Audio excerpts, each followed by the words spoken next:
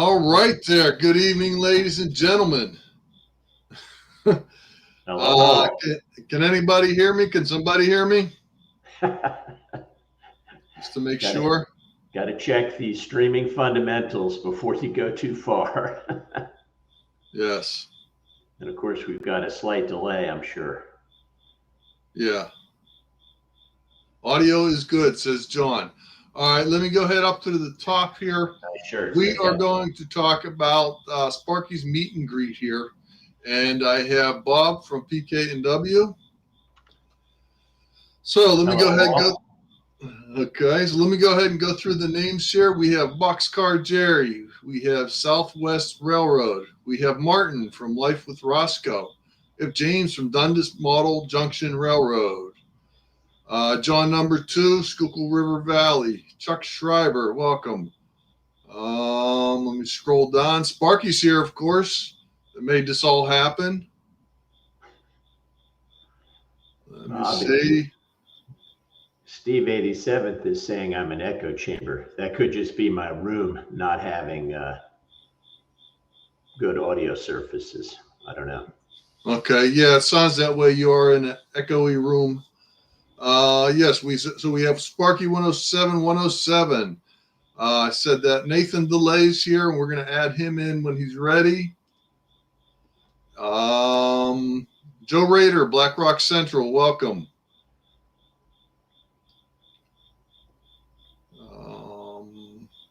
Bob's in there. Mason-Dixon Railroad, Dave. Good evening. Thanks for being here. Thanks, JP, for that feedback. No pun intended.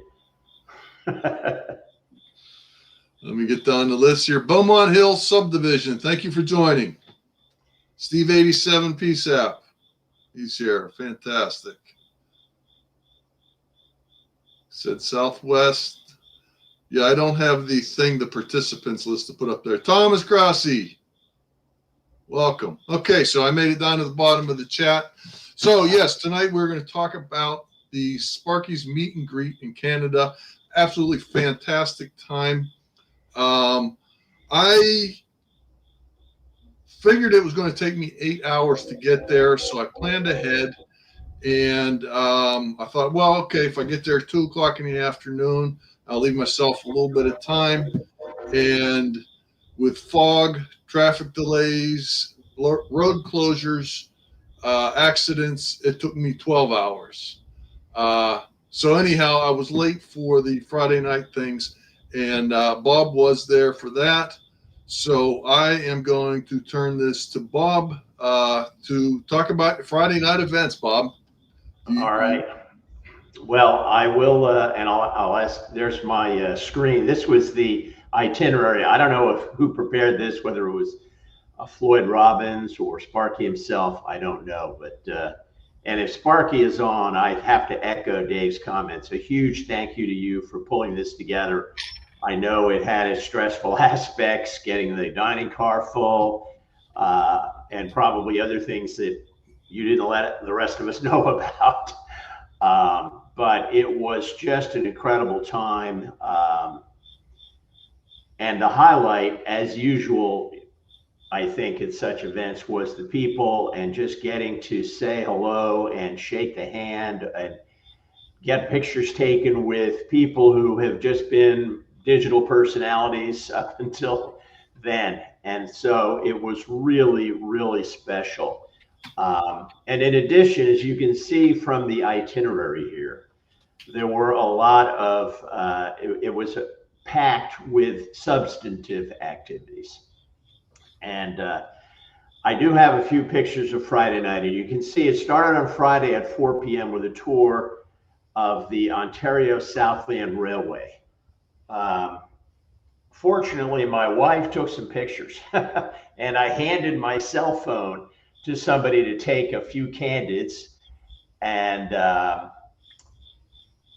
or I wouldn't have any footage of all of the Ontario Southland experience, unfortunately. But for my wife did take, I got a great, and you'll see some of these shots. I don't have to explain them in advance. But that was Friday night. We went from, and I arrived right at the time, right at 4 o'clock at Ontario Southland Railway. And I pulled into the parking lot, and the parking lot was absolutely jammed. There was no parking available. And I'm looking around, and it's in the farmlands, like the only parking is probably miles away. And this guy in the parking lot, who I didn't recognize, turned out to be Floyd Robbins. I said, "Hey, just park in front of me. Just park me in. Come on." And of course, it was at that moment that I realized I had lost the keys to the rental car. Somewhere in the rental car, the keys were in there. I could turn it on, turn it off, but I couldn't lock it. I didn't have the key, and they'd fallen out of my pocket underneath the seat. But at the time, I didn't know that. But I just said, "The heck with it. I'm here. I'm doing this event. Let's go." So Rose and I jumped out of the car. But even before we got out of the car, Floyd handed me his package of a goodie bag of swag. And I thought I was pretty good with branding. I had my PK&W hats and coasters and shirt and all this stuff. Floyd had these EMD koozie that I've been using all the time, and this. Wait a minute. How did you get that? Yeah, you had to be there Friday. You see, that's what you missed. Oh, all I got was a keychain with Sparky's Meet and Greet. It says on it. I got the keychain. I didn't get the koozie.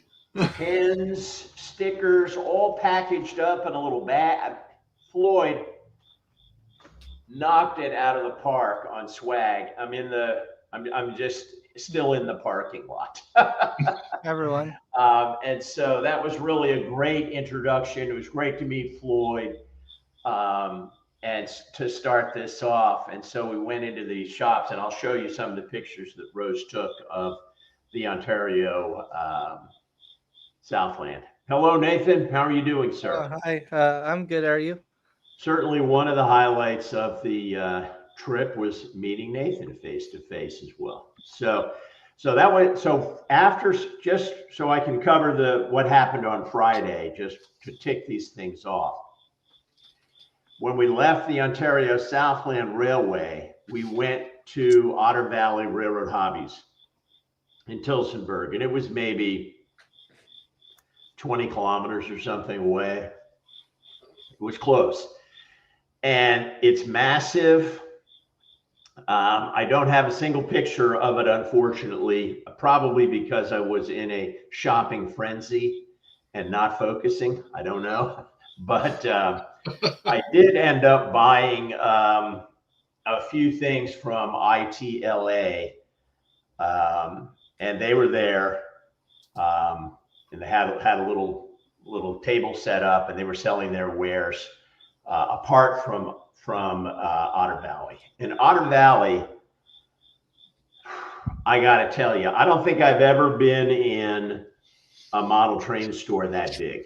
And I've been in a lot of model train stores. That place was huge, incredibly well stocked, and just had everything you could imagine of current production.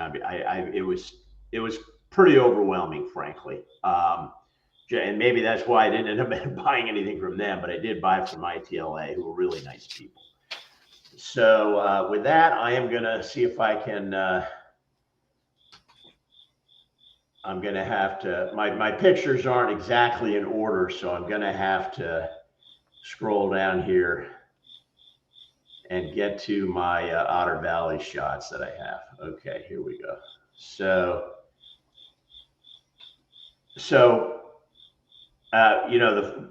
one of the first people I met there was James Galton, and he had brought along a little stuffed duck to tease me about my hatred of StreamYard. Although without the power of StreamYard, we wouldn't be doing the stream the way we're doing it. So I should get over it. But James had that to kind of tease me, and so one of the first people I met there.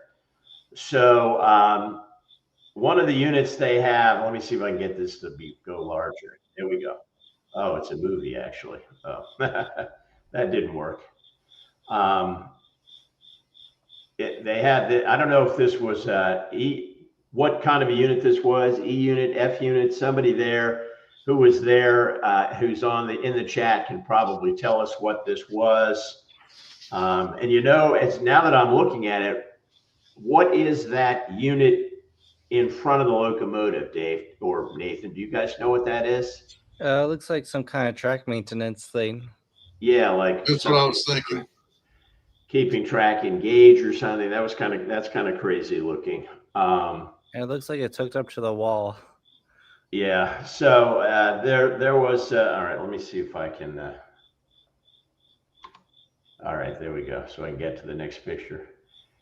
Oh, I could have done that all along. There was a still and a movie. So that's one of the things they had there. Now here's a movie my wife took. Not very long, obviously. A 2-second long movie. Maybe we'll go to the next one. I guess that's a still shot. Dave, I can hear crickets in my audio. Why is that? Because there's crickets in your audio. Because I have crickets around here that just, I have a cricket in the basement. It's real crickets. I hear crickets more than the live stream. I just thought it was some digital. No, I knew that was going to come up. I have crickets around here that are the size of a quarter. So when I play these movies, do you guys hear the sound or? No, I didn't hear sound on that. Sound. Okay. So the Ontario Southland is an operating freight railroad, and so it's so they had a couple of locomotives coming back into the shop or into the yard, and so that's kind of what we saw. Dodge. Hello, Anthony Dodge was at the meet and greet, and it was really great to meet him in person as well. Again, I don't know how long these are going to be, but this was kind of some of the action that we saw at Ontario Southland. They also had this little switcher off to the side. I don't know. This is a movie file, but I don't know. I don't think it's a moving object. So it was a cool little shop. All right, I'm trying to get on to the next. Oh, that's the last thing I had from Ontario Southland. So that was we really enjoyed that. My wife was a little distressed about the level of dirt and discomfort in the shop. She was like that began her regular diet, kind of commentary throughout the trip about this is no place for a woman. She likes the garden. She's always it's kind of noisy, dirty. So it was.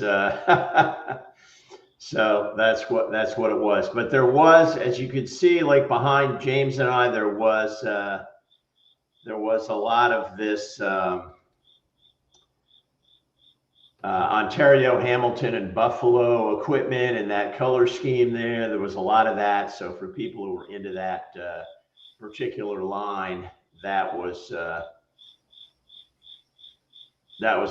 important to them. And I don't know if the Ontario Southland's color scheme isn't somewhat similar. It's kind of similar to the Ontario, Hamilton, and Buffalo color scheme. No one likes it, Sparky. I don't know about that. Sparky in the comments says no one likes the TH and B. I don't know about that. Well, I have something to say too. Forever DC 302. I don't know what you mean by taking most pictures. I'm honestly confused about that.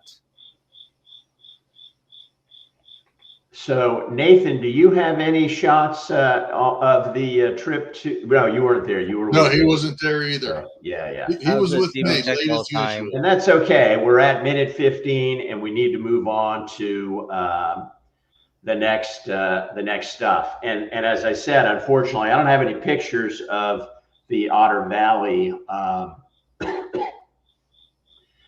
Railroad Hobby Shop.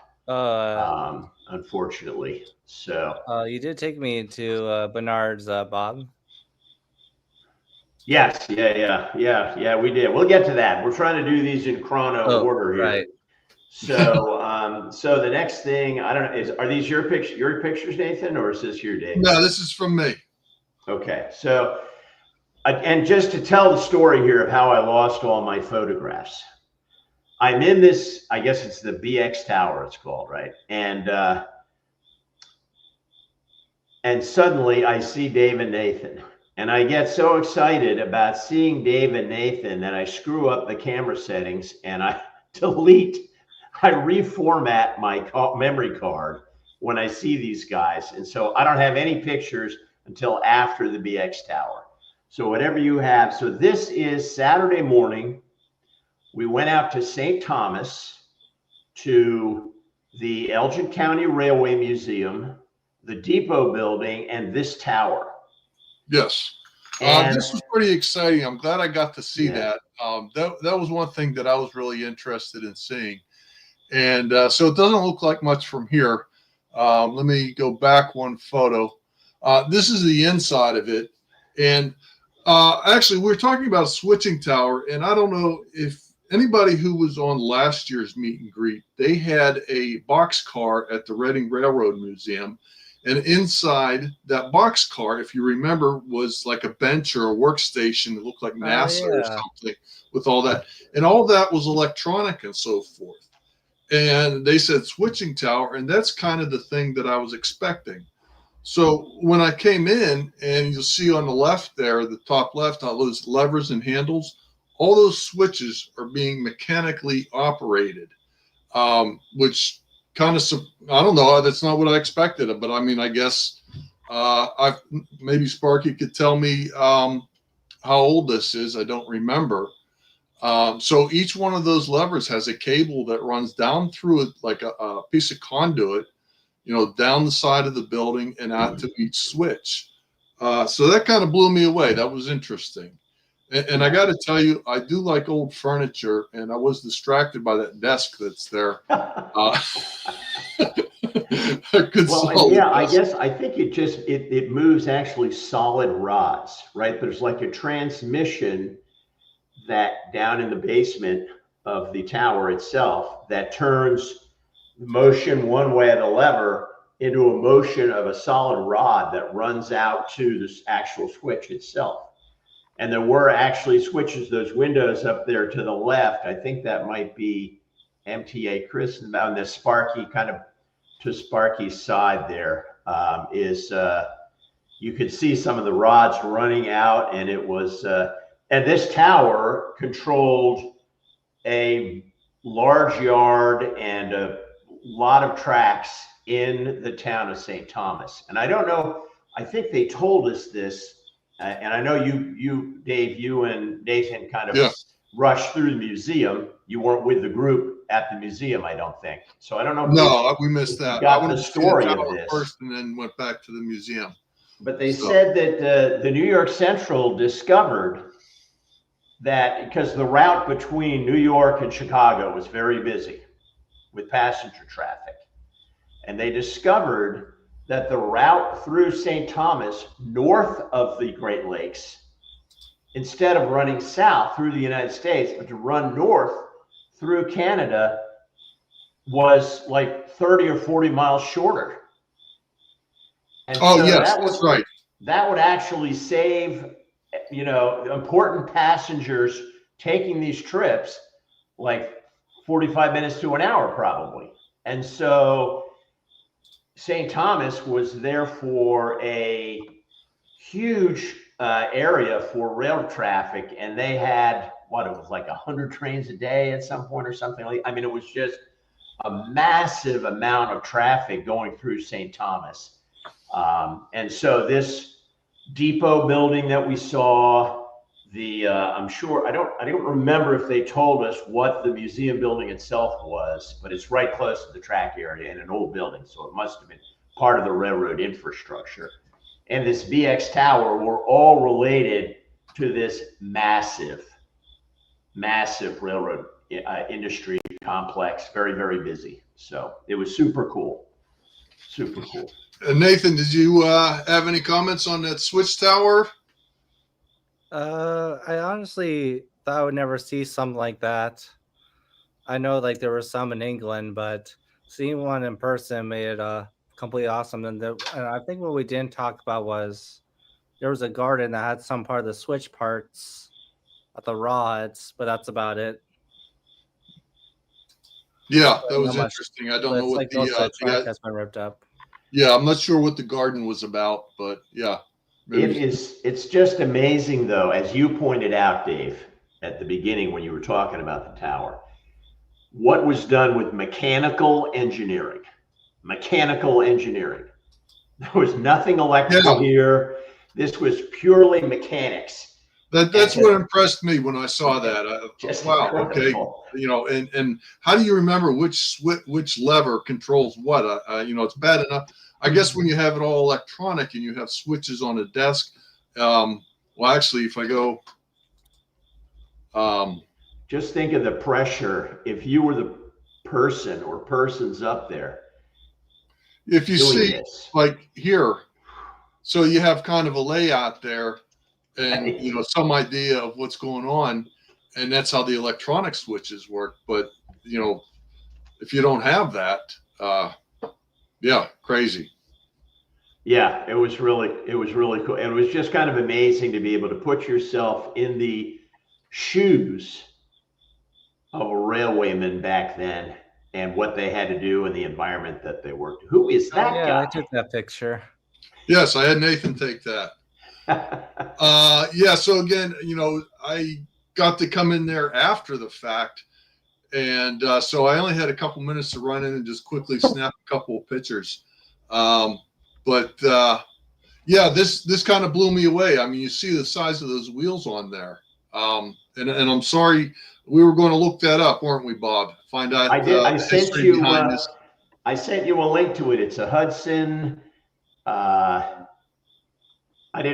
Sorry, I blew it. I thought all I had to do was do the initial research and that you would look it up. But yeah, there is, I didn't read too much or ingest much of the history, but that, I do remember that it was a Hudson American, I think it was the model name, but yeah. I will say this, this is kind of off topic, but seeing Dave, those drive wheels the size of Dave, who's a big human, a tall human anyway. Those drive wheels are huge. And I didn't realize that those drive wheels actually have steel tires on them. They're not solid wheels. They have steel tires that so that they can be replaced for wear, and so they don't have to replace the whole drive wheel. And you may have heard the Johnny Cash song "Ring of Fire," yeah, which is about love, but actually the Ring of Fire was what they referred to the operation when they put the new steel tires on those drive wheels. They would superheat the steel tire and then lower it onto the drive wheel. And then as it cooled, it would contract and it would clamp onto that drive wheel with so much force that it would not come off. But the appearance of that as they were lowering the wheel down and the flames were shooting up was a ring of fire. And that's what it was known as in the railroad shops. And so seeing Dave next to those massive drive wheels reminded me of that tale. I have to say, I'm not a steam I'm not a steam aficionado. Nathan modeled some steam locomotives. I've seen that, so he's more of a steam guy than I am. But Yeah. Sparky but said a this nice was a great comment. museum. Sorry, Nathan. Go ahead. Sparky said a nice comment about me and David. He says, "Glad you got to get inside, David and Nathan." Yes. Yeah, I ran in there and got a penny press and took some photos real quick. Yeah. Well, for those of us who were in the main group, David and Nathan were still catching up. This was an example of how well organized Sparky had this and what special treatment we got. We were at this Elgin County Museum at 9 a.m. They didn't open to the public for another 2 hours. So we had the place to ourselves. We had two docents walking around with us, giving talks about everything that we saw. So it was really just first class, I guess, railroad illusions intended, first class service going into this Elgin County Museum. And the museum itself, right, was just outstanding, clean, in good condition, well funded, well taken care of. Just really, really nice. Everything was first class about it. That's right. And before we embarked, we gathered in a little ante room before our tour began, and Sparky gave a check to the folks at the museum for money he had raised, I think, through the sale of those rail cars from Rapido. And so they were very grateful for that. And it was just really, really very nice. And when we left the museum proper and we were walking over to the BX Tower, we stopped at the depot. And there was a woman there who had been fundamental in,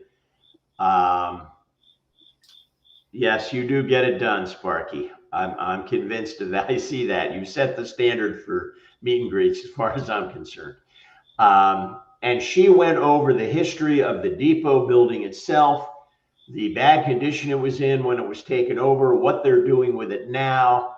And it's a massive structure. It is modeled on Sparky's layout. And I believe the ITLA guy produced a kit of that structure. Well, you can hear NS blowing the grade crossing right here. I'm a little bit more insulated from it than I was when my desk was set up in the other room. And so we had a really detailed discussion about the history of the depot building. So it was really very nice, very special treatment. And from there, we walked over to the BX Tower, and we've already kind of been over that experience, but it was really, the whole Saturday morning was just very special. I wish I'd gotten my drone up. Yeah, that was great to see that museum. There's a lot of good stuff in there. Now I did, I don't know if he's on, but I did there at the museum. I met James Smith from Frog and Flange. And you can see he's got a drone in his business card. And we were both lamenting the fact that we didn't have our drones up at the Elgin County Museum, because it would have been great to get up high and see the layout of, like the tower in relation to the yard. And I'm sure there would have been some kind of railroad archaeological tidbits that we could have picked up if we had been able to look down from 200-300 feet in the air. Oh, sorry, I should be converting that to metric. But a really fantastic. So did you have, so this is inside the museum there. Oh, that's a can. I thought that was a Christmas tree car. Now I'm looking at it. Okay. Now here's the story, the interesting story on this car. This car was restored by one guy on his own property. He restored this car by hand himself. And he donated it to the museum. And his only condition was that once a year, he needed to be allowed to come in and spend the night in the car. I didn't know that. Which is a great condition. Unfortunately, he passed away before he had the opportunity to, because they agreed to that condition. And so that was a beautiful car inside and out. Really well done. Did you get to go inside that? Yeah. Oh, sorry, Yeah, I missed that. We were able to walk through that, and it was, and we walked through another car. There was a, down here to the right of this car in your photo, there was a passenger car we got to walk through right behind that neon there. We got to walk through that car as well. And that was opulent inside. It was really, really nice. Yeah, that looked like a really nice car in its time. You know, that was state of the art, I guess. I remember pretty clearly that Anthony Dodge was close to hitting his head up there, so you probably would have hit your head, Dave. And there's the cart. Yeah. And there's the cart here out front for the luggage. That's right. Yeah. It was a really nice, nicely done car. Beautiful car. So. Let me see what else was in here. And again, you know, they had all those other locomotives in there. Well, here's a Gandhi dancer. And I took pictures, and I wanted to go and, you know, talk about each one in there. And, of course, I didn't get that far. That's all right. You got a picture, which beats me. Did you get any pictures of the model railroad layout they're building in there? No, I didn't. Did you, Nathan? Yep. Do you have any pictures They're handy? building a layout in there, and they have a layout. Let's see if I can find them first. So they have an operating layout that was really nice, and they're building another layout. And the layout they're building is a This might take a little bit. scale model of the St. Thomas Yard and the museum property and where they are back when it was an operating rail facility with no compression. So that's what they're building. And somebody in chat can, Ray, it's good to see you. I hope everything is okay with your sister-in-law. And thanks for coming. And since we started here, I guess Southwest Railroad came in forever. Hey, Ron. You said Anthony Dodge. I think there was one or two other folks that came in. So, you know, I don't expect Sparky to do this meet and greet again for a while with these same facilities and everything, but it was just spectacular. I'm so glad I went. It's going to be hard not to go to another meet and greet that Sparky puts together. I got to tell you. Okay. Yeah. So they had all these cards, and they were up there pretty high.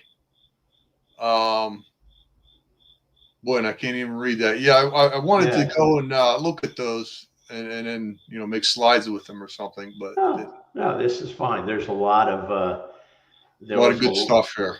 A lot of historic equipment there. Admittedly, it was Canadian, but it wasn't that familiar to me. But it was still very well done. I mean, and some of it, like the CN stripes and stuff, are legendary. And so it was, I don't know if you're kidding or not, Sparky. There's no way to tell with you. Well, that's all right. Nathan and I are working on one. All right. I'm glad to hear that. So do you have anything to add there, Nathan, to your trip to the museum? You muted yourself, or did I mute you? Oh. Oh, forgot I muted. I just didn't want the audio to go when I went through, just to like. Yeah, it's all right. Oh, gotcha. Oh, Well, okay, you're down here. So let me stop sharing my screen, and you can go ahead and share yours. Oh, okay. This is the layout at the Elgin County. Yeah. Oh, I missed that. I didn't even know that was in there. I'm gonna let Nathan's camera work speak for itself. It was in like the middle of like going through one of the doors. It was set in 1950. I did ask the guy. There were a couple of docents in there, guys running trains. HO layout. Very nicely done, obviously, as you can see. I think I was kind of in a hurry. I don't know why, but well, you got it all, Nathan. I love this. You really did capture it. That's much better job than I thought it would do.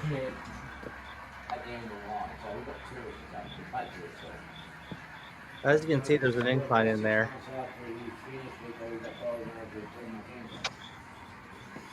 So yeah, it was a first class layout. Really very nice. Obviously fully scenic, working, and to my wife's delight, moving trains. When we went to, at some point during the meet and greet, she was wearing a New Haven shirt, and we went to the New Haven. We went to the NMRA Nationals in Hartford, and which was New Haven territory, and she got that shirt there. And every house we went to on the layout tour, the trains weren't operating. They might have had a fully scenic layout, but they couldn't get a train to run. And she was so disappointed. So ever since then, she's been insistent on seeing moving trains. And so she saw moving trains here, which was great. Sparky had trains running. James Galton had trains running. And so my wife was happy. Yes. Moving trains. Thank you for that movie, Nathan. No that was a really nice layout. Very well done. Very well done. Okay, so, okay, we done with the museum? I think so. Yeah. Gotcha. Go ahead. Do you have something, Nathan? Yeah, I think I did a limb on that video because it was like kind of in a rush, but that's about it. That was good. It's a good movie. We needed that. Yeah. You covered the basics. Yeah, there's a ton there. So the next event, Bob, what was the name of this? The Waterloo Central. Yes, thank you. The Waterloo Central Railway in St. Jacobs, I believe. And this was a different kind of operation, right? The Ontario Southland was really an operating short line. If it had any tourist railroad aspects to it, I wasn't aware of it. But Waterloo is kind of got one foot in each camp. It's a tourist railroad, and it's also an operating short line. So yes, they actually do operate it for freight. So that was interesting. So it is, so you can take your fun train ride, but it is actually functional for that. That's right. So we had a ride on the Waterloo Central, and then at 2:00, I believe it was, and then we came back and we had a shop tour, and then we had a short break, and then we had a dinner train. So there was right. That's what I thought, Sparky. It didn't. Sparky, you're supposed to be on this stream, and you said you couldn't make it, and now you're. That's in all the peanut gallery. But thank you for the info and filling in the blanks. It's good stuff. Now, this one here was interesting. There's a Christmas train up there every year. And I saw a couple people doing videos on YouTube, and I believe SMT did it, and I think Sparky did also. And so they got lights all over the train, and it's a big, light up train and everything, for real. that goes. I forget. It has a couple different places that it goes to. So it makes a short trip.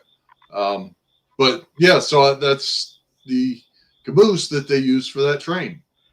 I went around the other side, and the other side is not decorated for Christmas. It's not. I may have snapped a picture of it. But it had a very colorful. It was extremely colorful, but it was not a holiday theme. So, let me add something real quick here, because I always have to add fun facts and stupid stuff. I didn't see that. So yes, that's a maintenance car known as a high railer, I guess.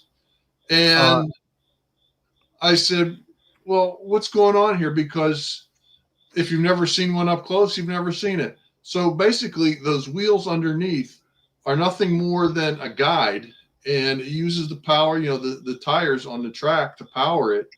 And all those are a guide, and that's it. So yeah, stupid fact. Speaking of which, I did put a video in there about are there HO models of high railers that have those wheels on them, and you can actually set them on the track? I assume there are. Oh, absolutely. Yes, I have a couple. Yeah, we could easily tell it was modified. Are they operating? Do they run? Yes. Very cool. Yes, I do. There is a video that I put in there moving. Of the truck? Yep. Oh, okay. So you have a video to share? Hold on there, Nathan. Sorry, I didn't mean to be mean. No, that's all right. Good. Which one? Let me get rid of mine here. Nathan has a video to share. The first one or the second one, Nathan? The second one. Okay. Oh, actually, yep, that's the one. So is this just the historic railroad? Let's see if I can fast forward this. Oh, wait, too far. Oh, the bug card that has no windows was going to be scrapped, in case some of you were wondering. Oh, okay. There's Darren from Canadian Locomotive Logistics with the remote control stuff there, David. Okay. Oh, there's that steam engine that was getting restored. But yeah, they didn't want us having pictures of the inside of that, but I guess, that's just a corner of it. Now, does anybody in chat know this guy at all? The guy on the far right, I think his name was Chris. Really nice guy. And I don't think he was really active in our community, but he was a photographer, had a decent camera, really nice guy. If there's anybody in chat who, and I don't think I got a card or anything from him. I gave him some of my stuff. Oh, Tim, that's right. Thank you, Anthony. Good memory. Really nice guy. And I wouldn't mind getting back in touch with that guy and trying to get him looped into our community. He was a really nice guy. Tim Squirrel, are you? He was having a squirrel moment. I think that's what he meant. I don't know. With Sparky, you never know whether he's pulling your leg or not. So that's the Waterloo Railroad, and then we went for a train ride, and we came back. Oh, that's right. We came back, and then we had the shop tour, and then we went for the dinner. So I have a variety of photos here. Let's see. I guess so. This would not be from the dinner. This is just the train ride. Wake up, Todd. Oh my goodness. There's Todd fell asleep there. Wasn't that interesting, huh? And there's this guy up here. So there's Sparky and Amy. And why is this guy on the right? Why is his name Is that Dwayne from Fork and Spoon? I mean, Johnson, I know. I remember that there's somebody in our group who actually works at Waterloo, and he said that he had actually been working on Sean. Yes. And so he's a good guy. Yeah, Sean. Okay, Pennywise and my Railroad. Right. Of course, I know that. I talked to him a lot. I see. I didn't really talk to him that much, but that was a nice car. And a nice drive. Okay, yeah, and this is That's Floyd yeah, Floyd Robbins. and his Yes. wife next to him. That's James in the bucket hat there, I have a feeling. Oh, yeah. Okay. Yeah. All right. I have a couple more. I think I took it from the other side. Oh, another one. She's looking out the window saying, "Don't take a picture of me." Who's that This guy here we recognize.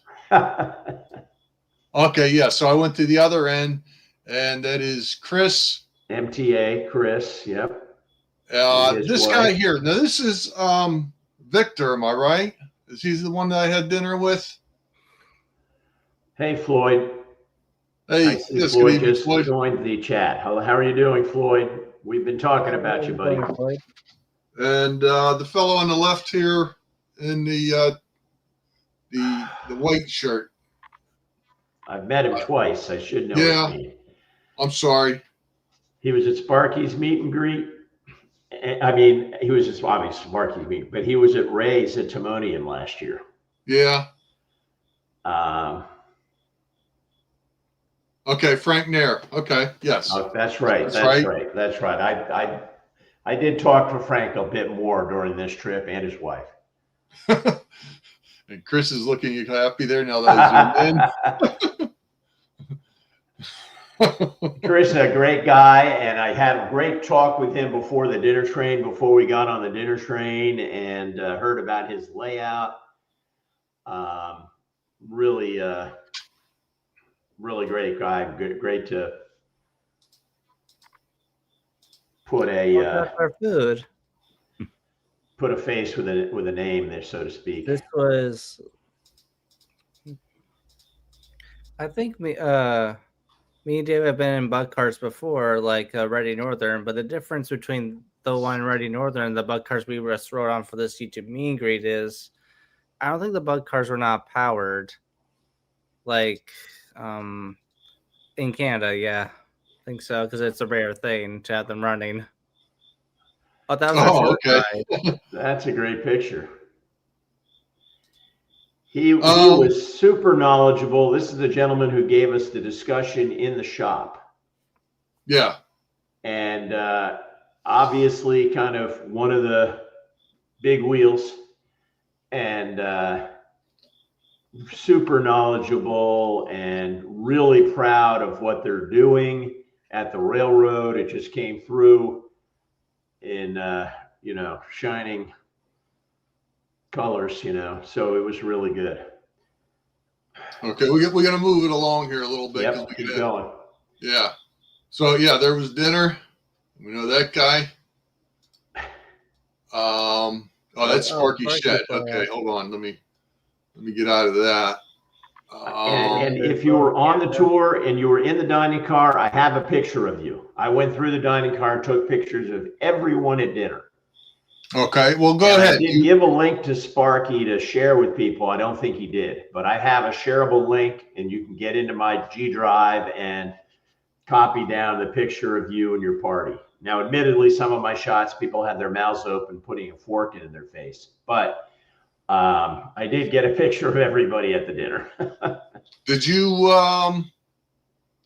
Bob or Nathan, do you have any pictures of the dinner or the train ride?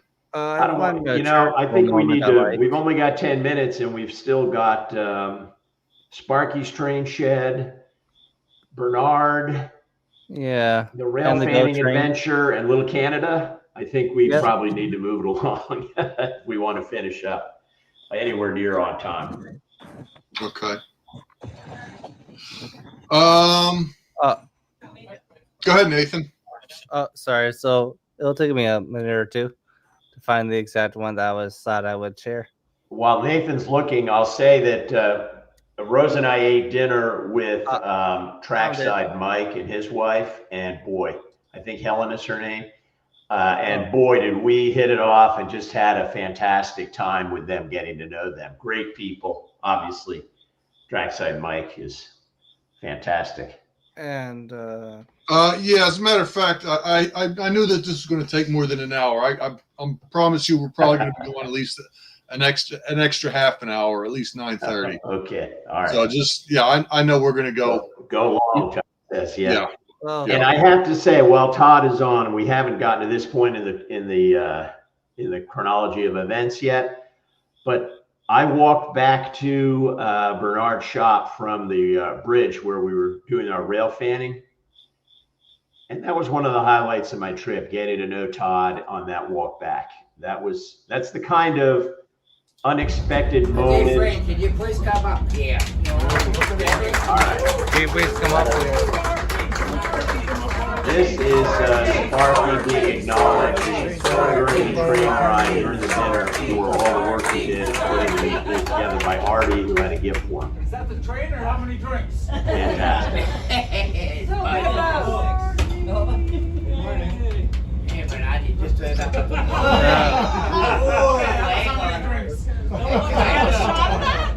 There's Bernard from Mini Prince coming towards us.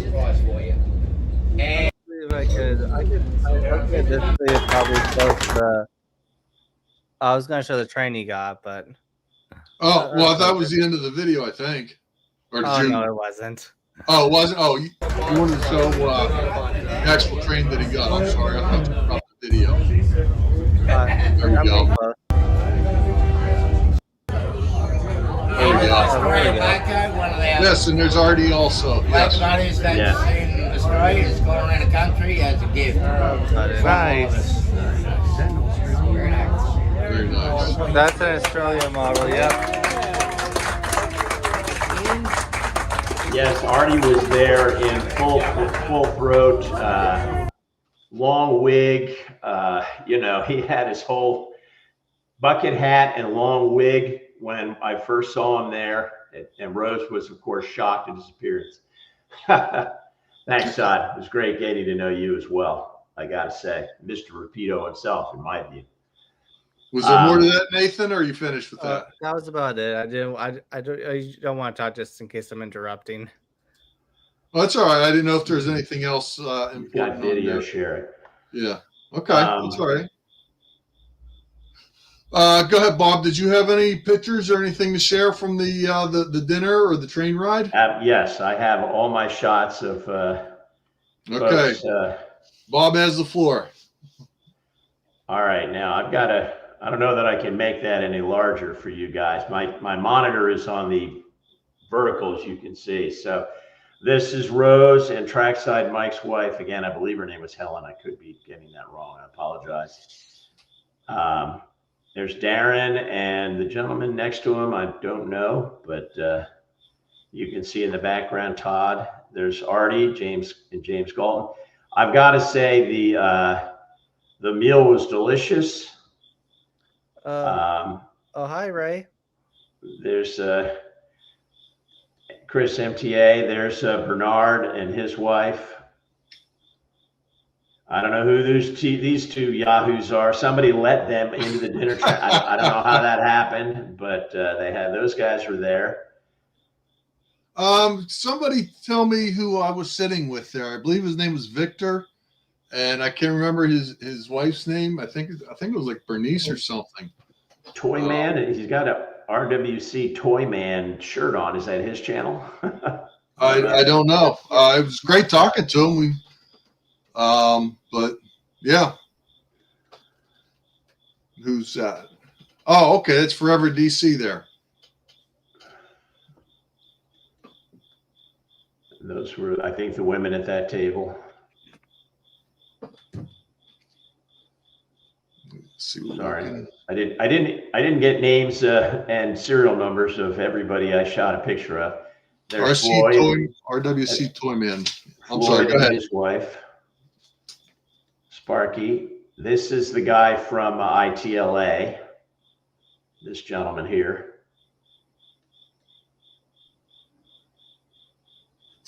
Oh, there's who you guys were sitting with. Yeah, I don't think I met him during the. Yeah. So his channel is RWC Toyman. So he's not necessarily a train guy or train. It doesn't have a train channel, although he does enjoy trains. So yeah, Nick. I thought it was Vic. And interesting that Bernard, the two industry people sat together. Bernard and the guy from ITLA, they sat together. There's Frank Nair and his wife.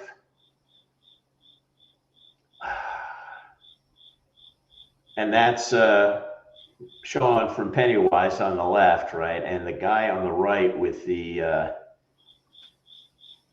Fu Manchu, I don't know. I don't. Steve? Okay. There's Anthony Dodge, out of focus, always moving. There's Tim, the guy we've just been discussing in chat. Randall Ellison showed up. Oh, there he is. All right. Oh, is Randall in the chat? All right. He is. Welcome, So Randall. here's a steel caboose that was in the yard that I thought was really great and cool fading of that maroon color. That really looked. That's a really nice car. Nice car to model. And they allowed us to climb up on some of these locomotives. That kind of surprised me. They're like, "Yeah, go ahead, go up there." And I thought, "Really, seriously?" And yeah, go ahead. And, Yeah, all right, fine. I know. And there was in one of the locomotives there was actually a real switch list. Yes. Which I found fascinating. I ended up shooting it. It took kind of a movie of it, which was kind of weird. But again, some cool weathering here on that purple. And there's the switch list. I'm not going to play the movie. It doesn't get much better. And I have no idea what this movie is going to look like. It's probably kind of small on people's screens, so I'm gonna pass by. And now we're at Elgin County. So, all right. So that's all I had on Waterloo Central and the dining car. But I will say that the the meal itself was good. I mean, you know, considering the fact that you're in a moving train being served dinner and drinks, it was really, really very nice. And it was just great to sit down and spend a significant amount of time with, you know, a fellow modeler like that. So to sit next to Trackside Mike for that time and really get to know him was outstanding. And again, that obviously this is all amazing what we got to see and do, but meeting the people. Yes, I wanted to go back to that. So there's a lot of folks that, you know, we haven't seen at other meet and greets because most of them were from Canada.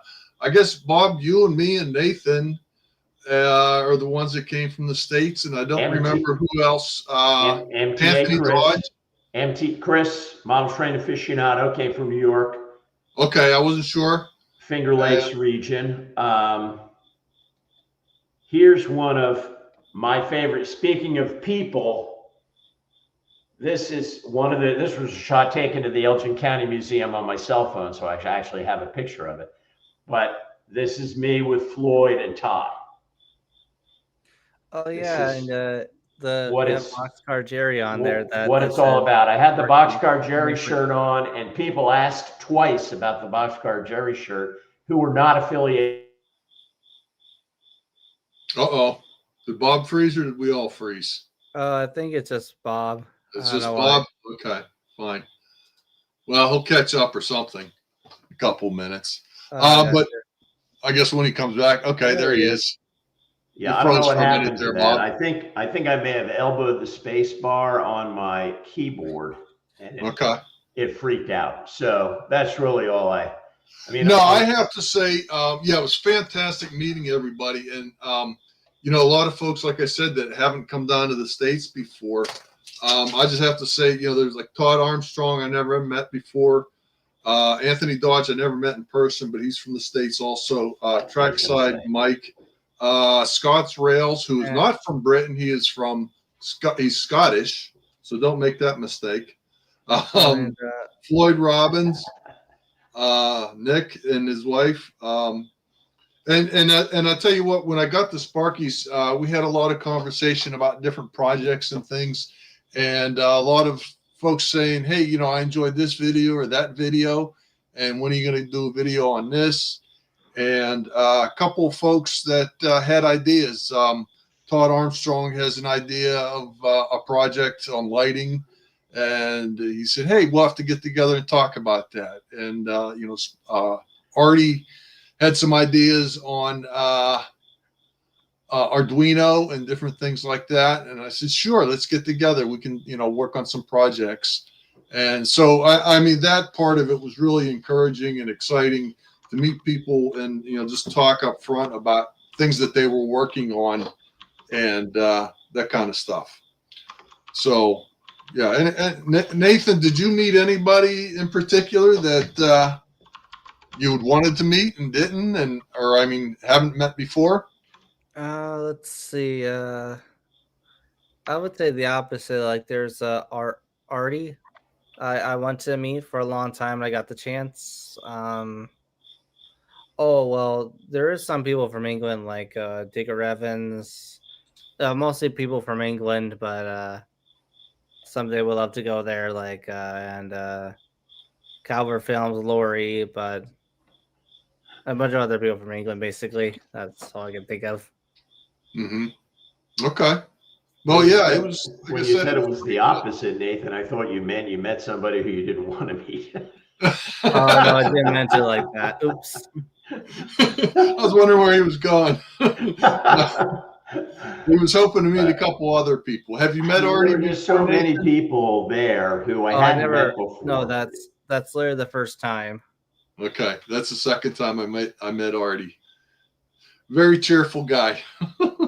And I think the message to you all is, if you can make it to Ray's for the meet and greet he's doing this fall, and Ray, if you're still out there, you could give some details of that in the chat. It would be great. Then you need to do that. I went to the Timonium show and Ray's place, and Frank Nair was there. But Ken Amos was there. Ron Montague was there. I mean, I'm leaving people out. So thanks, Forever DC. It was great. It was great meeting you at the meet and greet. You got a ton of energy, brother. Ton of energy. So try and get to Ray's this fall if you can, because it will be just fantastic. You'll get to meet the people. The Timonium show is a good show, and you get to go to Ray's and see his layout, and you'll see other layouts. If you play your cards, Joe Rader. How can I leave Joe Rader out? Joe Rader lives right close to Ray, has a fabulous layout that's finished.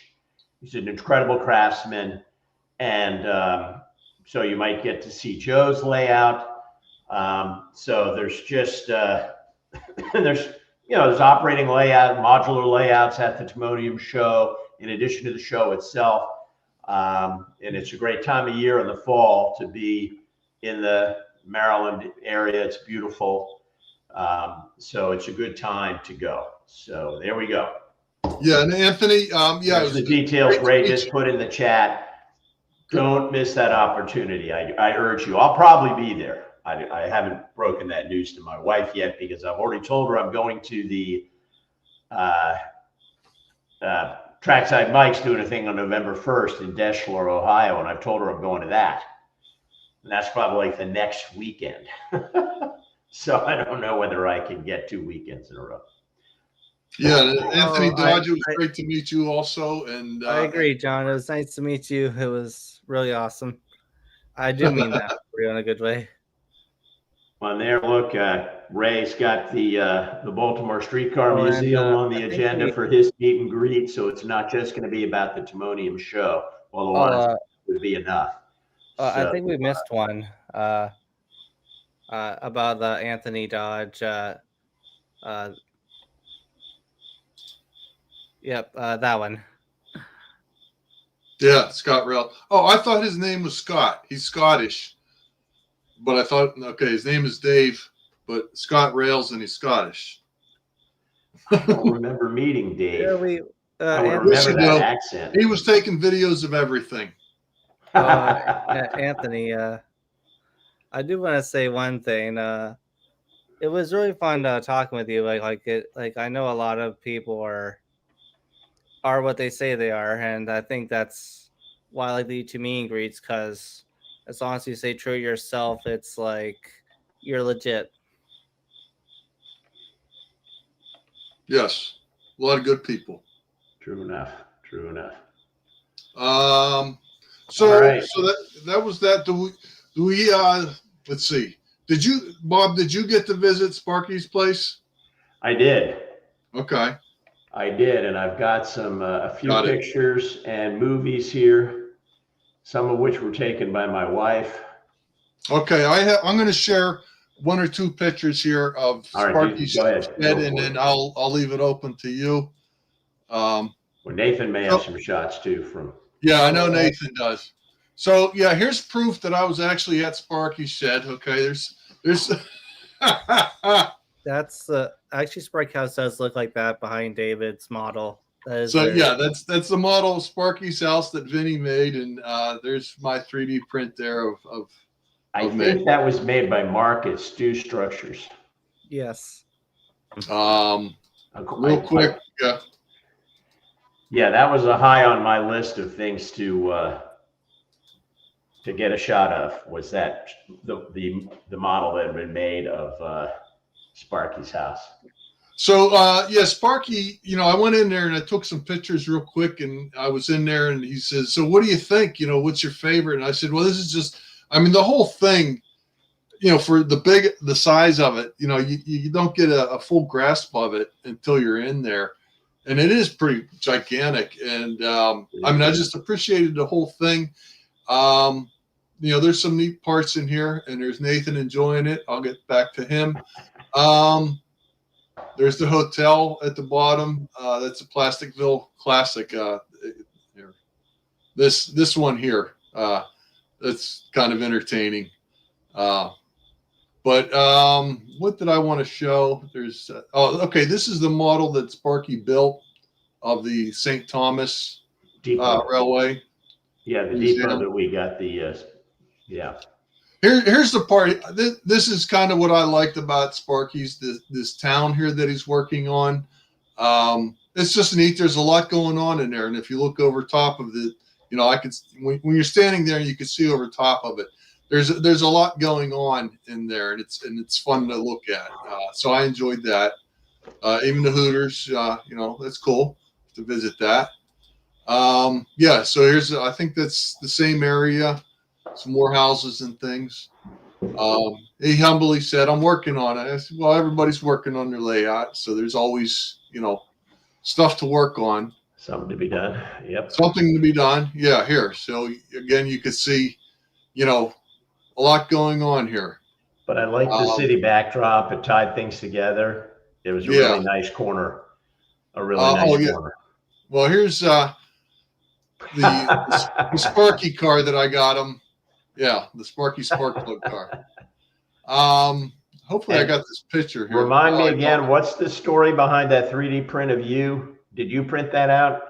I did, yeah.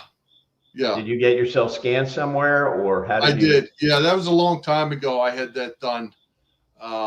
Yeah, I had that done. Very nice. The one thing I want to comment about Sparky's layout here up on the top, I guess you can't see it. So he's got the railroad goes up an incline and down. And what he did is he built that, I think it was a lifelike kit that you use to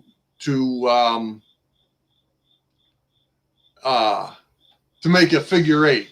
I'm sorry, I was reading comments and got distracted. And he said, this thing comes in a kit. Does it actually work? Can you actually build a layout? So that's what he did up here. So that was pretty impressive. So the train actually does work. There's a lot of hot glue in there, but he had to prove that this kit that you buy will actually work. So yeah, so this is the rail fanning. Yeah, okay, that's all Sparky's. So I will go ahead and turn that over to you. Have pictures of Sparky's layout, Nathan or Bob? Yeah, I have at least one. Okay. I have a lot. Okay. All right. So this is Rose took this picture looking back at Sparky and I, but we've got a nice view of Sparky's very good helix, totally functional, smooth running helix. as well as a little bit of the ceiling that he has with these. Good job, Floyd. Good job on the shirt. Yes, Dave and I did not deliberately plan this, but we both did wear our shirts. And Sparky has these flags that have been given to him by people who visited the layout. And so decorating the ceiling of his shed. So very cool. So Nathan, go ahead. I don't know if Dave is running your slides or not. I've got some more pictures of Sparky's layout, but things are not in order on my computer. I apologize. I don't think I for don't that. have much control. I just can. I just give it to. Okay, so okay, yeah, you have to put it up to either share screen or something like that, Nathan. Oh, sorry. I haven't done much live streams. It says edit name or something, but Okay, well that's all right. If you get it figured out there, then we can go ahead and I can put them up there. But yeah, that was fun just to go in there and when you go in there, he has that helix, and you always see it from one angle or another. But when you're in the shed, and you can look at the whole thing. I mean, there's a lot to take in with that helix. it's bigger than it looks. Yes, it is. It is. I've got a 16-second movie of Sparky's layout. Okay, If you want to switch it over to me. go ahead, let it rip.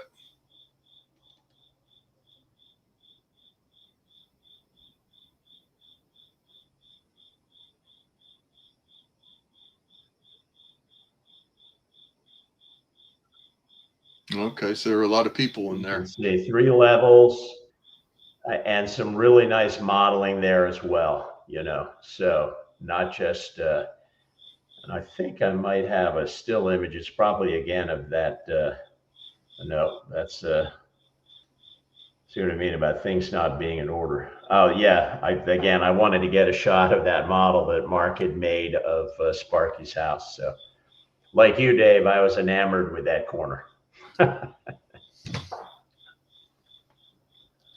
Yeah. Well, Sparky, you succeeded. Yes. we had a great time, and obviously we're not even done with. We've still got another entire day's worth of activities to attend to. Yeah. Steve, I'm sorry. Yes, the crickets are coming from me. They're in the basement. Sorry. Yeah, and Steve, they're real crickets. Yeah. This is not some digital artifact saying you're bored. No. This is real crickets. Okay. So that was we did the train ride and we talked about the Sparky's place. Anything else to add, Nathan? I do have a video, but like I said, I can't really show it on my end because I'm limited. But yeah. Oh, okay. Yeah, I can show that video there. I got it. Hold on. Nathan's got a video. While you're queuing that up. Okay, here we go. Awesome. Everybody liked that corner. Is that Conrail coming into view? No, it's not. That's the blue comet. Aha.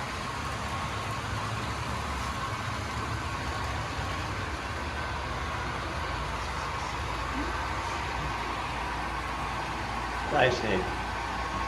Oh, thanks. Hey, look, I'm excused from thinking it might be Conrail Blue coming around the corner. No worries. I'm sorry. Yes, There's a Sparky's Conrail in there somewhere. I Okay. didn't know it was at the end of the video. You know, I have to say this about Sparky's setup. It's not just the inside of the shed. You know, there's really easy access without having to traipse through the house. To go through the backyard, there's a nice little deck there where people can hang out outside. Vegetables growing. So it's just kind of a really nice environment. It is. The whole thing. So it's really well done, you know, really well done. Okay. I have 2 pictures of the rail fanning, and I'll share that. And then I guess you have things to share about mini prints, and also Nathan, I think, has some videos on the rail fanning. So yeah, this was this was on the bridge, and I thought I took more pictures in the GO train. And here's what do you call that? A trolley or Streetcar. streetcar Yeah. in Canada. Yeah, Of all the streetcars I have, I don't have one of these. So I'm going to have to find a model of that, huh? And I want to say someone told me that Rapido does make a model of either this one or the immediately preceding model of streetcar that they ran in Toronto.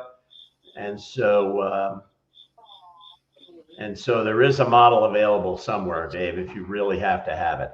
So the story of this rail fanning was that we went to, I don't have any pictures of the actual visit to Bernard's facility, unfortunately. I don't know why I wasn't taking pictures.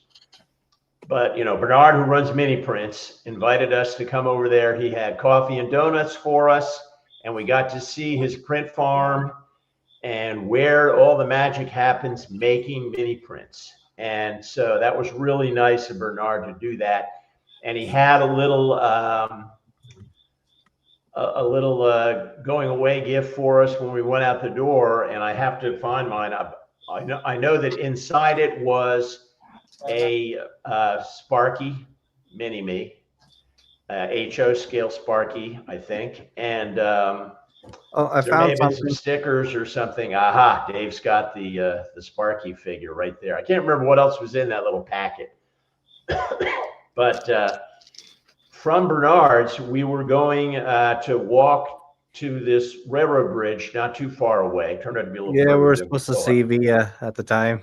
And we were supposed to see the Canadian passenger train going by. And unfortunately, fortunately, we had people who were able to monitor railroad communications, and Yeah, they conveyed to us ultimately that, okay, it's sitting in Toronto State. we did see. Sorry. Yeah, we did see some rail action, and I've got a picture of that. I don't know if did you get a movie of that GO train going by, Nathan? Yes, not at first, but it is in there. Okay. Well, I did it'll make not. sense, I was watching it, and as it was almost gone by, I was like, "Oh, where's my camera?" I've got a movie of the Toronto Bernard, streetcar. Bernard, So I do have a few things to show, and I've got a group shot on the bridge. So hold on, what were you saying, Nathan? Bernard did say like those silver trains, half look streamlined, half don't. Like one side does, one's other.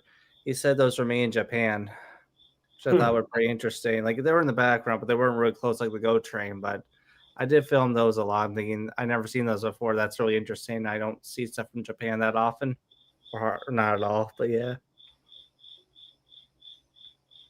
Okay, go ahead, Bob. So if you want to give me the screen, I'll show a few shots from that experience and a movie or two here. Let's see I don't know how long this movie is. Okay, so here was the streetcar that Dave was in love with. And here's the GO. The GO train. There's the GO train that we saw. And that's one of those things, Bob. I've seen videos of it, and it's like a hummingbird. If you've never seen one, and then all of a sudden you see one, you're like, "Hey, look!" Hey, I saw one. Right? Yeah. No, it's cool. I love the color scheme, and yeah, it wasn't terrible. It was unfortunate. I mean, we didn't see what we had come to see, and here's the group. At least it was well with the wait just for the GO train. Got a couple of group shots here. I don't know. Rose is leaning out. Oh, you have to see this. I know this is totally off point, but next to Bernard's office, there's a coffee shop. So Rose and I went in there to get coffee because I drink decaf and Bernard didn't have it. And they said, behind that wall is actually a secret door. And so Rose pushed on that. And it opened up. You can see how tentative she is. It's like, what the heck is this? Now, I wish I could say that when she went through that door, there was a tremendous model train layout. But there wasn't. There was an art installation in here. And so the people had like this projector running, and there were different sculptures, and it was just kind of crazy. So who knew that would be next to Bernard's office? Oh, and here's this is Sparky's obviously Conrail. This was sorry, I lost focus. I'll blame Panasonic for that. Their focus system is pretty terrible, especially in low light. But that was a train running in Sparky's. So I think that's all I had of the rail fanning. But I wanted to say again, my walk back to Bernard's with Todd was a lot of fun. Really got to know Todd and really talked model trains without boring Rose. She was off ahead, chit-chatting with somebody else. And so that was definitely one of the. Good night, Ron. I see you're taking off. Oh, I do have You're one headed to- video to share. Look, Ron said it at Durango. Are you riding the Durango in Silverton when we were out there, Ron? I hope so. Go ahead, Nathan. Sorry. Like I said, I can't really show it on my own. I could put it in, but Oh, okay. Yeah, here we go. Hold on. Let me put you up there. Oh, gotcha. They're very new to me. Yeah, that's something Like different. extraordinary to me. No, that's good. That's good. We waited out there for, I don't know, how long do you guys think we waited out there? I mean, Hours. Dave, you joined us halfway through the wait, so. Yeah, Yeah. I was there the whole time. It was like hours or more, but yeah. Rose and I gave a ride to Nathan to down to Bernard's and had a really fun ride with him and a great conversation. Another There you go. hand one over there. Yes. They're the trains you were talking about. Oh, nice. Oh, here you go. It's Nathan better got to it. see in person, but yeah. Gave us a toot, too. Yeah, Bernard did say that, or someone said that they knew we were real fans. And Boy said it was 30 to 45 minutes. Interesting about the GO train is when I went first to Canada, it was fascinating to see when I was on Amtrak going there. Then seeing a different angle was even better. Yeah, that's what I said. When you actually see one, like, hey. It's better It's in for person. real. It always is. Yeah. And now, Sparky has just posted in chat that the Canadian didn't show up because the CN train 107, not train 107, but train 107 derailed. That's crazy.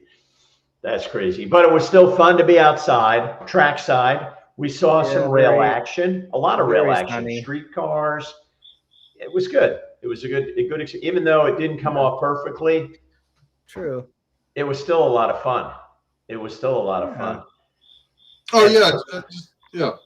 To hang out there and watch trains and whatever was coming by. It would have been nice if I'd had us somewhere to sit down, but I think we're okay. I could see I bet it is, the John. private sidewalk we were on, but yeah, for the most part, it was pretty good. Very busy traffic. Yeah. So it was a lot of fun. And of course, from there, Ta-da! we went to Little Canada. Yeah, And, Okay. oh my gosh. it was highly detailed. So now first, we had to go to downtown Toronto. We're already almost in downtown Toronto when you get The to Bernard's shopping place. But man, we had to go right downtown into the heart of Toronto. And so the traffic was kind of tough. I know Dave had some parking problems there. It was just, it's all Well, underground I'm going to tell parking. you what happened there, Bob. So I go in there and I was going to go to a parking garage. I said, here we are, parking garage. No problem. We'll be right in. Well, what happened? It was full. I'm like, darn it. So I thought, well, maybe we'll find another one. So I went around the block, didn't find another one. So I found an outdoor parking lot, and it said $35. I said, all right, that's fine, whatever. We're on vacation. Exactly. So I pull in there. The guy says, well, $30 American. I said, oh, okay. And I'm thinking, you don't trying to do the math in your head. And you're like, okay, that's $5 less, so it's the same price, but he'd rather have this. I don't know. So I'm thinking it's about the same price. Well, no, actually, $30 American is like $40 or $45. Right. $42.50. Yeah, So I you paid really more for the preferred- parking. Oh, Yeah, But- you preferred the dollars than the Canadian stuff. It was kind of interesting. Yeah, But- well, I'm aware of that. And certain things I was like, oh, okay, well, that's actually only going to be 7 cents in American. So that's cool. And, quickly I lost my calculator and I just wanted to park the car and get in to see it. So, okay, Yeah. I overpaid Yeah. $10. Yeah, like it was Honestly, too far to walk. if Oh, Little that's Canada, right. So we walked out of there and headed to Little Canada, and right 2 blocks down the road, there was parking that was open, and I was like, oh, okay. If I went around the other block, but anyhow, Yeah, Oh, but well. but Little Canada was in a very big, busy shopping mall that I'm surprised that the U.S. doesn't have. But that's a different story. yeah, we parked right across the street, and there were a bunch of other people in the group who were parking in that same lot. But it okay. was, Thanks for the tip, Sparky. A little bit late. yeah, I mean, that was like driving in Manhattan going down there. It was. Something to be No, that's avoided. right. It didn't take away from anything. I was on vacation. Yeah, and boy, Little Canada was worth it, wasn't it? It was. It was. I mean, my gosh, that place is just totally overwhelming. I'm sure you have plenty of footage of this. So this was the Niagara Falls part of the. So for those who haven't been, let me give a little overview. Well, let me say something about this picture there, Bob. Go. So Sparky told me this is where he works, or he built that. I don't know, something like that. So yeah, you're right. That's a power station. No, I don't know if that's exactly where he works, but so where I work, okay, so it is. Okay. He built, Yeah, so that's why I had to the take entire pictures of that. thing by hand. All right, go ahead, Bob. So Little Canada is a incredibly detailed series of dioramas of every major city and region in Canada, every season. It just goes on and on and on. And I'm sure you'll see pictures from Dave's reel here of all of this stuff. But, Ottawa, Toronto, Vancouver, Montreal in winter. And these were incredibly expansive, detailed dioramas. Yes, they had some trains running through them a little bit. So there was some model railroad action going on. Yeah. But the level of craftsmanship was unbelievable. On the way out, you could actually go by the workshops and see people actually building things that are going on the layout, I want to call it a layout, right?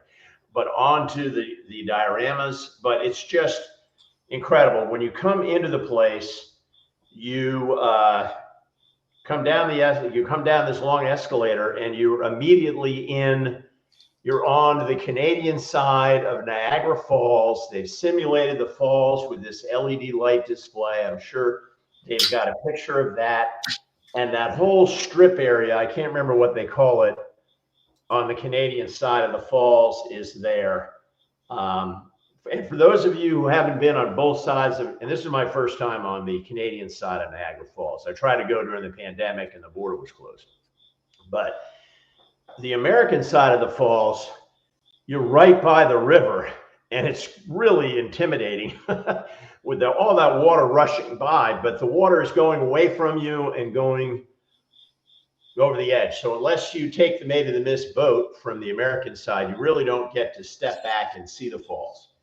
The Canadian side, the falls are in front of you across the river. It's a little bit more remote of an experience, but you can see the entire falls panoramically in front of you. And the Canadian side has been totally developed commercially. And it has been modeled to an incredible level of detail by the people at Little Canada, that side of, so all of the wax museums and the individual structures that you recognize when you've been on that side of the falls, they're all modeled, they're all there. So there's it's Go ahead, totally Nathan. overwhelming. You could spend all day there and you would still not see everything. Uh, It's just There was one thing that we did pass that I was going to mention anyway. They literally had a model of Little Canada That's at the right. second like okay, well, I when you think- Oh, yeah. Go ahead. I'm sorry. Yes. when you first go in the building, they don't take cash at all. They take credit cards only, so that was interesting. But when we went through there, we went to where was oh yeah, there was escalators like Right. to go well not right away, but on the first level was like the Niagara Falls. Yeah, Niagara Falls. And then we went, yep, that's the place. That's the one I'm talking about. That what you see is literally what it looks like in that little Canada, yep. Yeah. And so the top level you see, I don't know if you can see a layout, but that's the first level of oh, it does say Canada, like Little Canada. It's what it's showing exactly how it was in the museum. There's a shopping mall up there, but then we went. So basically, there's two levels that have Little Canada. The bottom one is where we were, so that's pretty accurate. And that moose there, that's one of the Easter eggs people are looking for. Oh, Is yeah. Maurice the Moose. Here's I found Maurice the Moose sticker that I got at Little Canada. And there's one of the Maurices, and they're all over. Like any good railroad layout has its little scavenger hunt kind of things. Oh, I can see there's garbage in the middle of the model. That's interesting. Where the Yes. mouse is. What are you looking at? Garbage. Right. Lower center, in between the You're walls. getting close, on the other Oh. way. Yep. Oh, is that what that That's is? Okay. I think that's what it is. I'm not certain, but yeah. Sorry. Okay. That is interesting. I don't know what that is. So, I mean, they have like huge sports stadiums modeled, like this one with a removable, and I believe that roof actually moved back and forth. Oh, It it does. does. I Yeah. mean, it's just. And I think there's like 40,000 little people in there. There is one thing that's interesting. The guy that Bernard was talking with, because he was kind of introducing, and the guy in charge of the whole place, he said it would have to be much bigger than the model that we're shown because of the space we have. And so he said we're trying to make it accurate as possible, and I forget, it's kind of like the state capitol, but I forget what the Parliament. Yeah, Ottawa. The Ottawa module, right, where they had the city of Ottawa. That's the capital of Canada. I'm sorry, I'm flipping through. I'm trying to find one or two pictures. There we go. Go ahead. And what Nathan's pointing out is another thing. We didn't just go to Little Canada. That would have been enough. No, we had an introduction from the guy who founded the thing. He was there at the beginning. The original idea, before they even had space available to start building, They moved. he was the guy who was doing it. And Sparky had arranged for, or I guess it was Bernard, who was from Mini Prince Bernard, who was the contact there. But nonetheless, here we were hearing about how this started, what the overall plan is. It was really special. Not everybody who goes to, almost no one who goes to Little Canada has that experience. So that was really, really special. Sorry if I cut you off, Nathan. Sorry if I cut you off. Oh, no worries. I was gonna say they did something that said a fun fact about the place that they'll never can show. What I can say is the Parliament building, the government, whatever it is, they had to use the blueprints to make that building accurate as possible. The government gave it to them, but they can never show the blueprints, which makes sense. Right. But they did have The Shining in there that they showed the main guy who played in The Shining. He was very impressed with it. I just have to this photo here, and again, this is like epic of the whole thing of the Easter eggs and the detail in here.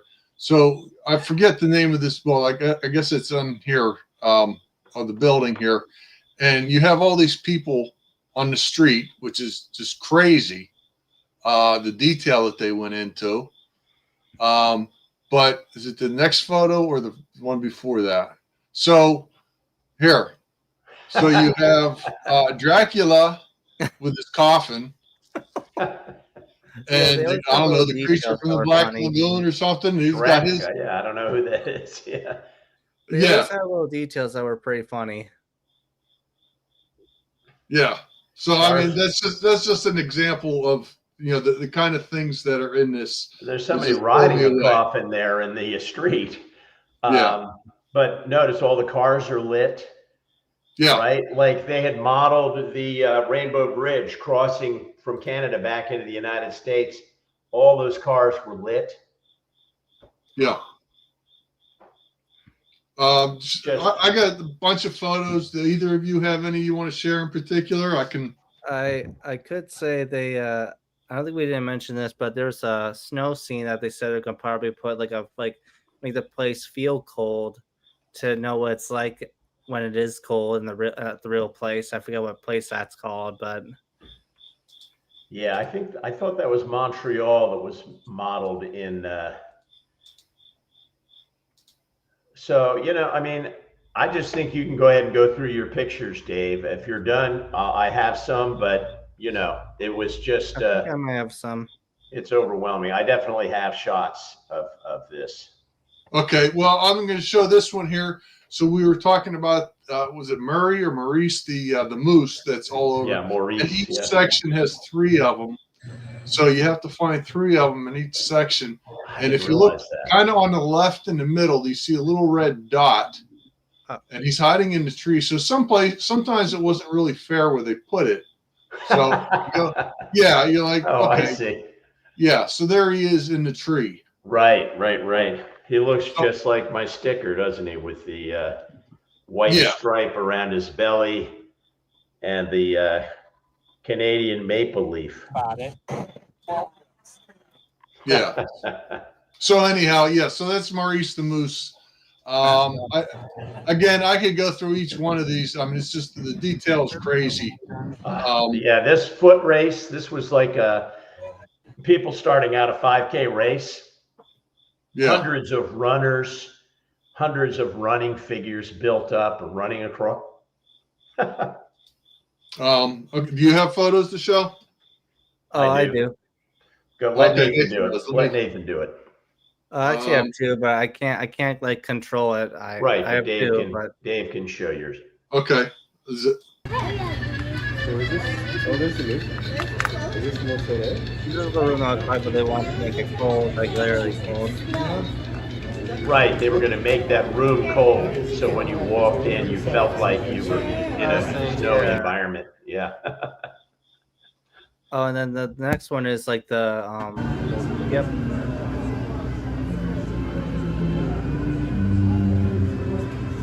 oh, I didn't see that. I didn't see it at Is that night the either. national anthem? Those are our parliament buildings. Oh, like Oh, it's Quebec. is that when the country was founded? Sorry. This is our head of, it's like the White House. Oh. It's like the Capitol building. I didn't see Oh, like the that. state capital. Bernard says Okay, the well, we have to place go is back to capital Canada. one. Gotcha. Wow. I did not see that. Well done. Just like Yeah, everything very else there. cleverly done. Oh, then there's fireworks. Yep. Bernard, like they're like, oh, quickly, we gotta see this, and this is live in the video. It's right to the late word. Yeah, I thought that was audible. Big deal. Talking was as well.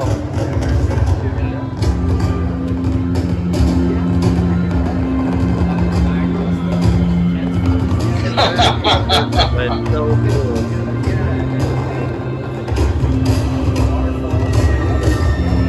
Oh yeah, if you realize where the white leaf is, a little street down there that shows something else. But yeah, it's so cool. That's the building on top with the blueprints. Okay, is that it? I think so, yeah. Yep, that's about it. So, Oh, Miniature Wonderland in Germany may be better than Little Canada. I don't know. I heard it's bigger. But is there anything in the United States that compares? I We're have not not aware seen of it. anything. I mean, I've seen lots of layouts. Yeah, me too. And you know, we had Roadside America. That was all Right. like O gauge. That's no more. There is a place in Pittsburgh we should go see, the Beale Science Center, Carnegie Science Center. We should go. If you haven't seen that, I'll come out there, Bob, and we need to see it. Okay, Yeah. cool. I'll be in Pittsburgh on the 9th through the 13th of October. Okay. Oh. All right. Sounds like it might be a date. All right. But Okay. this place was just, what a way to end. Yeah, it was wonderful. 2025 meet and greet. It was, that place is just, you know, the level of detail is just beyond belief. It's mind blowing, really is. It once you see it, it's like we thought that was it, and like there's more. Right. Every Yes. time you'd walk around the corner, you think you're done. There's another city with a totally different vibe. So it was really right. So there's the Parliament building with the same video like I showed before, but they're the same place. mobs and Oh, mobs yes. of figures. Well, yeah, if you look at it, all these things in here, these are individual people and things in here in the middle. Right.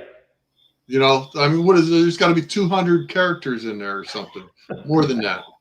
Just right. Yeah. No, it's just, it's incredible.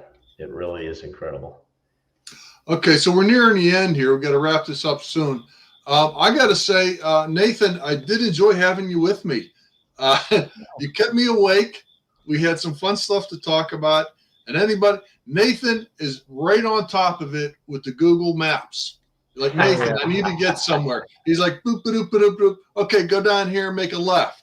So he was right on top of it there, Nathan. Oh, thank you. Yeah, not always easy, but still worth it. I had everything, you know, I had papers here and I had the itinerary. I had like directions and how long would it take to get from here to there. I had it all. I ran out the door and forgot it all. But Nathan had Google Maps. Yeah. Cool. So. Well, that's great. Well, we left, Rose and I left Little Canada and we went to James Galton's layout. So if you could share my screen just for a second, I'll just show one or two shots. So here's James in his empire, and James has got meticulous track work and running trains. So again, Rose was very happy that I had James turn up the sound.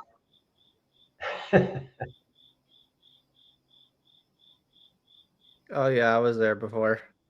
So I want to have you run through that whole video, but it was great to meet James's wife and to see his layout, which is neat and orderly, and his workspace, which is also neat and orderly. I think I've got some pictures or movies of some of his workspace.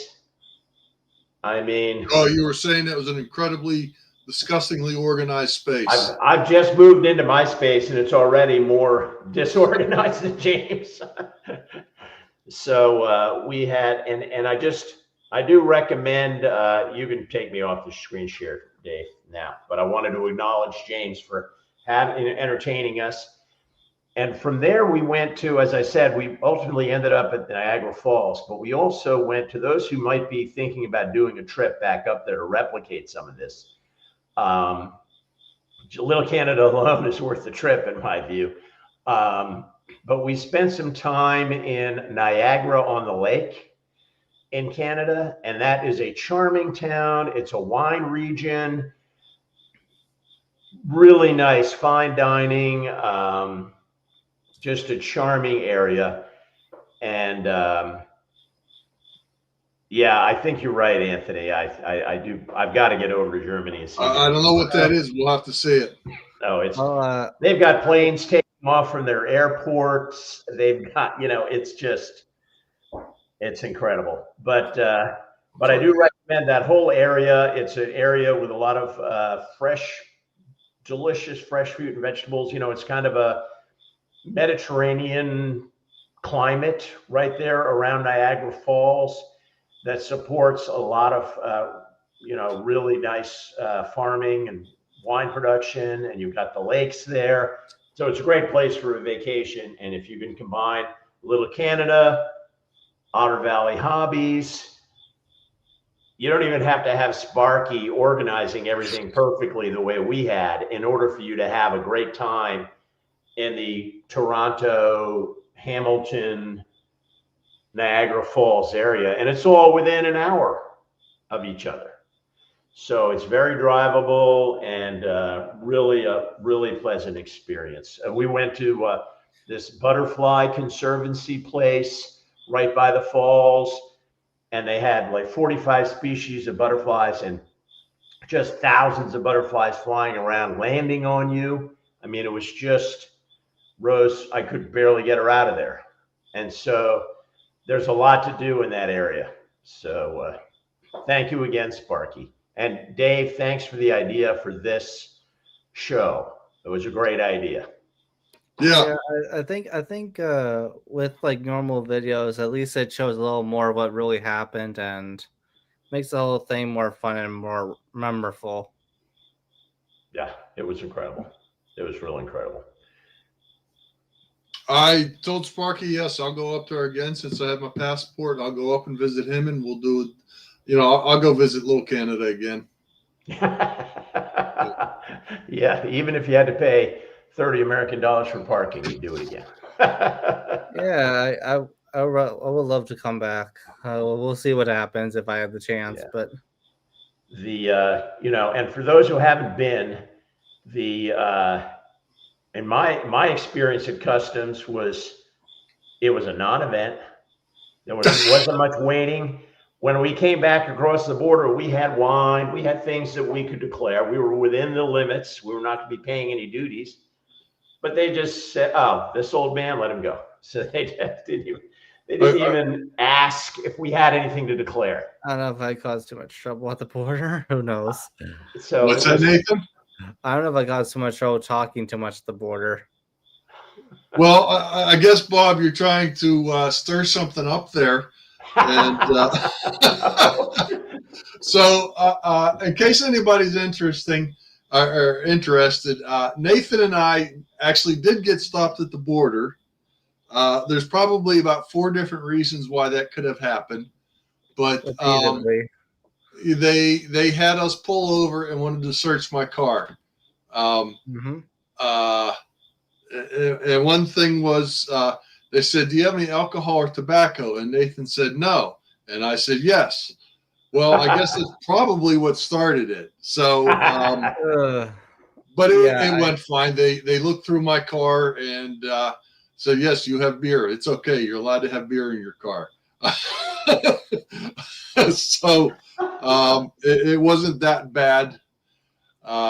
And actually, considering the traffic that I went through to stop for 10 minutes to have them look through my car, that wasn't that big of a deal. But it was kind of funny. It was kind of, yeah. Pretty inconvenient and scary. Oh, yeah. A little Not necessarily. I wasn't really worried. I was just kind of like, all right. Well, we had several bottles of ice wine, which is one of the specialty products of the Niagara region in Canada, where they make wine out of grapes that are frozen on the vine. And if you've never had that, I'm not much of a drinker, but I do like port because of the complexity of the flavor. Ice wine is a close second to port and a lot cheaper. And it's just absolutely delicious. So if you go up there, I recommend sampling and as I did, bring back a couple of bottles of ice wine. 2 bottles of ice wine is way below the amount that would trigger a duty. So it's because it doesn't come in very big bottles, as you can imagine. It's not that plentiful, right? How often do you have grapes that freeze on the vine, right? And So it's just made one time a year, obviously. So I have one thing in mind to say. Go ahead. It's off topic, but I think if anyone wants to do YouTube Meet Greet, I'd say just go for it. I think that I don't know if too much people don't want to do it, but I'm not saying you have to. But what I think is if you do your own YouTube Meet Greet, not just Sparky, but like I think it makes it a little more interesting, keep the whole thing going. Sure. In my opinion, I feel like I would like to do a YouTube Meet Greet to have fun and keep it going if I want to. But yeah, maybe like my idea, it's not a full idea, but like I would love to do W Canis Railroad and well like being a boxcar moved and like just like have some safety things obviously, but feel like you're not being a hobo, but not really, if that makes sense. But or being a Sure. normal pass car and drive trains and my train display, and that's about it. that sounds like it would be a kind of a lifetime experience for model railroaders to be up close and personal to a switching operation. That would be Yeah. cool. So Nathan came up with that idea yesterday or the day before. I did. About a meet and greet at WKNS, which is north of Reading. And I've been there Nathan, lots we will of have to find maybe one or two other places and make it so that it's worthwhile for folks to travel. Oh, gotcha. You know, I would like to do one in Pittsburgh. And I'm trying to think because the places I would like to see in that area are kind of far apart. Bob, we'll talk about that. There's, like I said, the Carnegie Museum has a layout. That Trolley Museum, I would definitely see that again. There's a place that's north of Pittsburgh to see. So I you know, that would be, You've got the inclines. yes, the inclines too. Yes, absolutely. Pittsburgh, Station Square, or yeah, exactly. Station Square. There's a great restaurant down there in that old Pittsburgh and Lake Erie depot. Yeah. Okay. You know, that's a beautiful restaurant. It's kind of a Landry chain, high-end chain, seafood place, but it's that depot. It's just spectacular. Yeah. So yeah, there's a lot of stuff to do, but thanks. Now you're really putting the pressure on me, Dave, to get my layout built, and I don't appreciate that. I'll come out and help you with it. My layout's done. I'll come out there and help you with it. Yeah, it's a huge undertaking. Just because we had a great time at Sparky's doesn't mean we can do what Sparky did. That is a huge undertaking. But if you do something out there in the East, I'm there. Nice. I'm there. Yeah, and again, thanks to Sparky for putting it together. It was, a little bit of a short notice. I had to get the what do you call that thing? The passport thing. Passport. Yeah. I had to get mine renewed too. It's expired. Pittsburgh to Horseshoe Curve is 2.5 hours. I have been to Horseshoe Curve, but mostly on Amtrak. How far is it from the WKNS to Horseshoe Curve? A lot far. Probably 2.5 hours. You're kind of right. Maybe 3. Well, WKNS. So that couldn't be part of the meet and greet. In other words, that's too far. WKNS is 2 hours away from me, but on the opposite side or something like that. Yeah. Yeah. Not too far than Horseshoe Curve. Let's just say, not nowhere near far as. Well, we could talk about some things. We've got some stuff in the Pittsburgh area. You've got the Newcastle Yard. Yeah, I forgot about that's like 45 minutes away. You've got, and up there is also the Casco, the Red and Ready heavy duty flat car people. They're up there in Newcastle. Okay. So we'd have to see if there was something to see there. It used to be that they stored their rail cars all over Newcastle. I don't know if that's still true. I plan to drive up there and take a look. But that's another possibility. And there's a bunch of yards in Pittsburgh. There's the trench in Allegheny, on the north side of the shore of the Allegheny. There's the Big Railroad Club in Gibsonia. There's a railroad club up there, the Western Pennsylvania Model Railroad Museum, which is actually a big operating layout. So we have that up there to see as well. So there's certainly some things to see and do in Pittsburgh. Okay. No, we'll have to talk about it. Yeah. Well, thanks again, Dave, Nathan, for being on here. Great time. The other thing, so Ray was putting up there the Timonium meet and greet, basically the Timonium train show, and then meet at Ray's house and Joe Raiders. Ray, I did say I was going to go. It's kind of I should be able to go. I don't see any reason why not. If it turns up that I can't, I'll let you know. But I would always go down there. It's probably 2 hours from me, I think, so that's not that big of a deal. So yeah, it's on the list there of things to do and get done. So I will probably go down to Ray's. That's a little bit further for you, Bob. And Nathan's working on this one at WKNS. What was the other thing? Maybe, but we'll see how it works out. Oh, Amherst. Amherst is coming up in January. Sparky did a meet and greet there. I don't know if he is again. Amherst is like 4.5 hours from me. It depends on what else is going on in January. Normally I wouldn't travel 4.5 hours, but there's 4 buildings full of stuff. So I believe Ray Bobel is going this January. Okay. He's going by train. Yeah. So that might be there he is saying I'll be at Amherst. I think he's going by train. So I may follow in his footsteps and take the train out of Pittsburgh. We'll see. Okay. We'll see. But in terms of SDS and next week, that's me.